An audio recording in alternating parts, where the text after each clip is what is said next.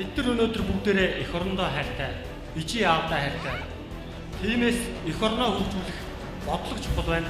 Дэлгэр далайн Ренчин бомбтой оролцож байна. Сэтгүүлч мэрэгчлээ юм залуу байгаа. Яг энэ төсөлд ямар зорилготой орж ирсэн бэ? Хөгжлийн бодлогоо бүх ард түмнээр хэлэлцээ. Аль ч наманд гарсан одоо тэрийг үргэлжлүүлээд хэрэгжүүлээд явдаг тийм байя. Хүний хөгжлийн бодлогын үндсэн мессеж нь юу вэ? Бүх аймаг, бүх дүүрэгт хүний хөгжлийн төв байгуул гэж. Тэр сэтгэл татах хурлын хамгийн ихний зүйл нь манлайлагч хүн бол сайхан инээмсэглэж чаддаг байх хэрэгтэй гэж. За ингэж инээмсэглэдэг юм байна те.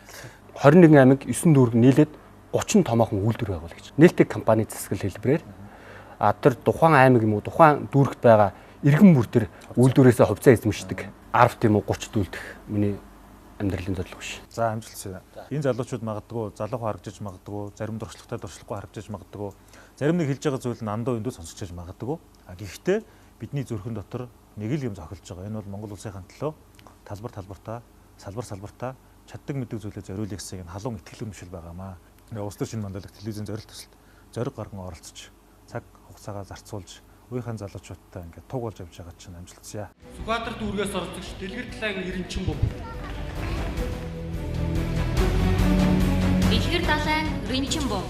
Утга зохиол судлаач, сэтгүүлч мэрэгжилтэй, уран бичлэг буюу каллиграфаар мэрэгшсэн. Англи, орос хэлтэй Монгол гэрийн сургууль төрийн бас байгууллагын удирдах зөвлөлийн гишүүн.